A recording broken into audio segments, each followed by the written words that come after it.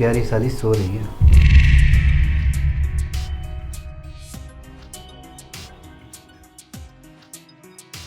अरे वाह, तुम मेरी प्यारी साली साहिबा सो रही हैं। वैसे तुम ना सोती भी बहुत सुंदर लग रही हो। दिल तो कर रहा है कि अभी के अभी तुमको अपनी पढ़ना करूँ, पर मैं ऐसा करूँगा नहीं। अगर मैंने ऐसा कुछ करा तो तुम्हारे रिएक्शन देखने वाले होंगे। तुम क्या सोचोगी कि जीजा जी आप मेरे कमरे में सो रही है, कि जीजा जी आप भला मेरे कमरे में आए कैसे? खैर अच्छा ही है तुम यहाँ पर आ गई और तुमने अपनी बहन को वापस भेज दिया। अब क्या करें, प्रेग्नेंट जो है अब वहाँ रहेगी तो सही है ना। और वैसे भी कौन सा मुझे उससे प्यार है, प्यार तो मुझे तुमसे हो गया। जब तुम पहली बार यहाँ आई थी और मैंने तुम्हें देखा था, उसी वक्त मेरा दिल आ गया था तुम्हारे ऊपर। और आज मैं अपनी सारी हसरतें पूरी कर लूँगा तुम्हारे साथ, जो मैं करना चाहता हूँ। मुझे पता है तुम भी मुझे पसंद करती हो, बस कहने से डरती हो। और वैसे भी तुम्हारी बहन कहाँ ओल्ड फैशन, उसे कपड़े पहनने तक का ढंग नहीं है और ना ही बात करने का। और अपने आप को देखो तुम कितनी मॉडर्न बन के रहती हो। सच में बहुत सुंदर हो तुम, और तुम्हारे साथ वो सब करने में तो बहुत मज़ा आएगा। चलो कोई नहीं, तुम सोती रहो, मैं बाहर जाके तुम्हारा सोफे पे इंतज़ार करता हूँ। जब तुम आओगी ना, मैं अपने प्यार का इजहार कर दूँगा तुमसे। चलता हूँ।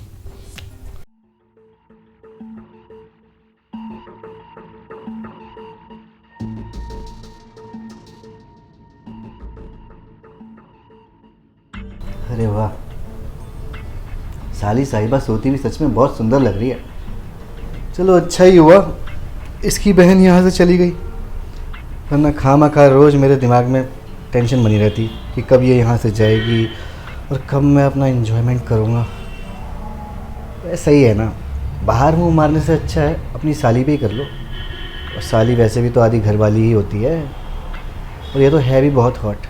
तो इसको देख के लगता है इसका बॉयफ्रेंड भी नहीं है। इसके अंदर भी तड़प तो होगी, तो क्यों ना इसकी वो तड़प मैं ही बुझा दूँ।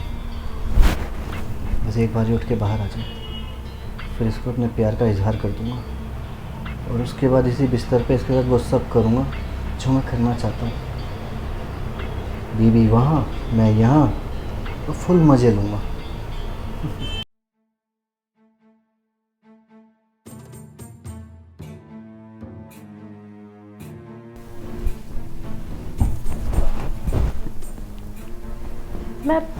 मैं दिन में ही सो गई। जीजू के लिए तो मैंने खाना भी नहीं बनाया।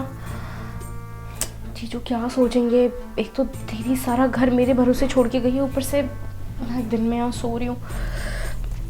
अभी जाती हूँ, देखती हूँ जीजू कहाँ है। सो सॉरी जीजू, मेरी ना कभी दिन में आँख लगती नहीं है, पर पता नहीं आज मैं कैसे सो गई। अरे कोई बात नहीं, सो गई तो क्या हो गया, थक जाता है इंसान तो सो ही जाता है। सॉरी जीजू, आप ना मुझे बस 15 मिनट दो, मैं आपके लिए 15 मिनट गर्मा गर्म रोटी और सब्जी बना देती हूँ। अरे नहीं, तुम बैठो, मुझे भूख नहीं है, मैं बाहर से खा के आया था। अच्छा वैसे सुनो, मुझे तुमसे कुछ बात करनी है, मैं बोलूँ? हाँ यार देखो, तुम्हें तो पता ही है कि तुम्हारी जो बहन है वो बेचारी पेट से है कि नहीं।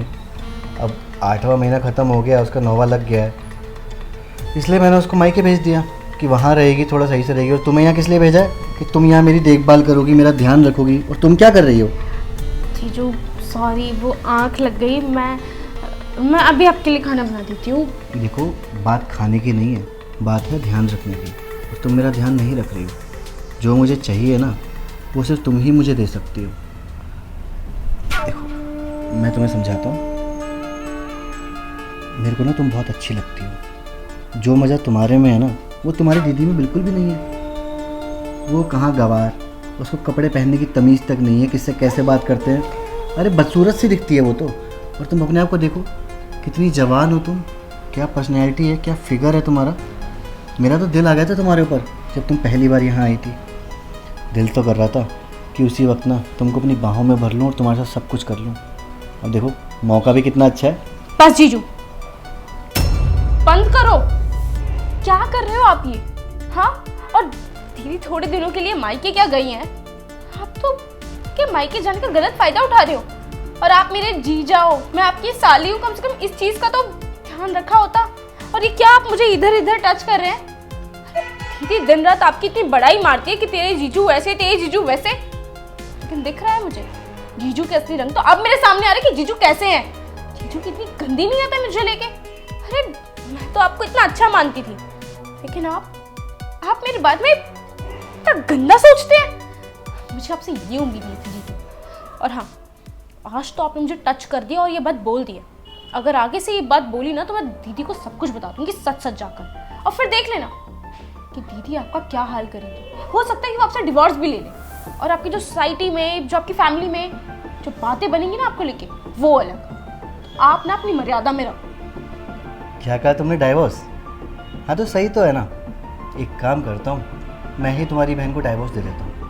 और जब मैं उसे डाइवोर्स दूंगा और आस पड़ोस वाले, पूरे मोहल्ले वाले पूछेंगे कि ऐसा क्या हो गया जो पति ने छोड़ दिया, इसे डाइवोर्स दे दिया, सोचो ना तुम्हारी बहन की कितनी बदनामी होगी। अरे सब उसी को गलत समझेंगे। अगर तुम चाहती हो कि मैं तुम्हारी बहन का अच्छे से ध्यान रखूं, उसको डाइवोर्स ना दूं, तो मैं जैसा कह रहा हूँ वैसा कर लो ना। फ़ायदा दोनों का है, तुम भी मजा लोगी। हाँ मैं तो लूँगा ही। जीजू बस, मुझे आपकी कोई बकवास नहीं सुननी है। मैं जा रही हूँ और मेरे आसपास भटक मत जाना। अरे यार ये क्या हो गया? मेरे को ऐसा लगता है मैंने शायद कुछ ज़्यादा ही जल्दबाजी दिखा दी है। नखरे दिखा रही है। क्या पता है मेरा टेस्ट ले रही हो, कि कहीं ऐसा तो नहीं है कि जीजू मेरे ऊपर ट्राई कर रहे हैं और बाद में मुझे फंसा दें। अरे इसे क्या पता कि ये मुझे कितनी अच्छी लगती है और मैं कितना सब कुछ करना चाहता हूँ। मुझे लगता है एक बार और ट्राई करना पड़ेगा। अब तो मान ही जाएगी, अब तो उसको पता चल ही चुका है मैं क्या चाहता हूँ इससे। और चाहती तो ये भी है, जिस तरीके से अपनी आंखें मटका रही थी और बीच रही थी, सब समझ रहा हूँ मैं। कोई नहीं, आता हूँ तुम्हारे पास। हाय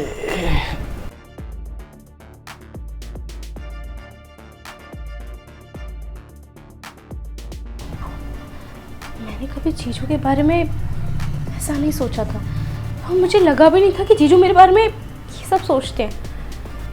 काम करती हूँ, दीदी को बताती हूँ। दीदी पेट से हैं और दीदी को अभी स्ट्रेस दिया तो नहीं, मैं ऐसा नहीं कर सकती। एक काम करती हूँ, मैं जीजू को समझाती हूँ और मान जाएंगे यार। इतने भी बुरे नहीं है मेरे जीजू जो मुझ पे एक बार समझाने के बाद फिर दोबारा वही हरकत करें। शायद मैं कुछ ज़्यादा सोच रही हूँ।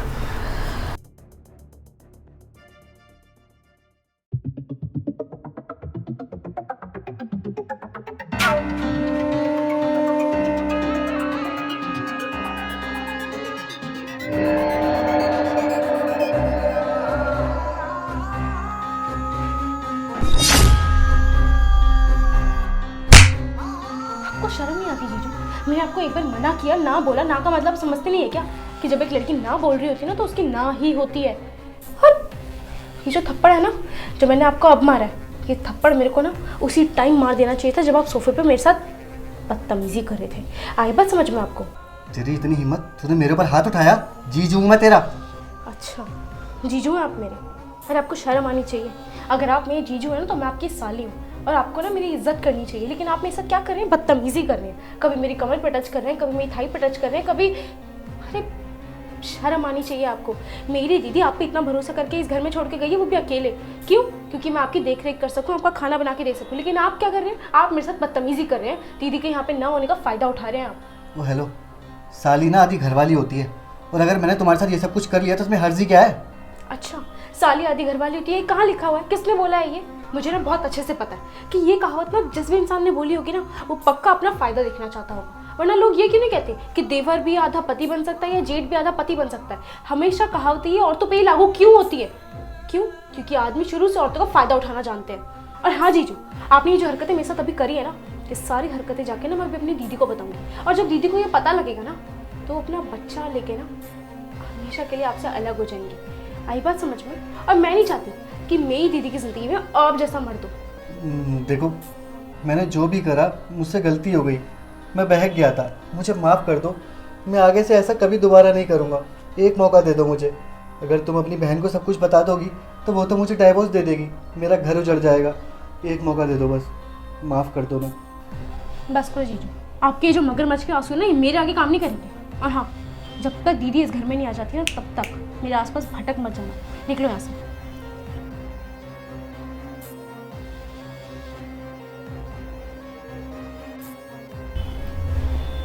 शुक्र है मैंने सही टाइम पे जीजू को रोक दिया, वरना ये तो दीदी के ना होने का फ़ायदा उठा रहे थे। और मैं दीदी को सब कुछ बताऊंगी।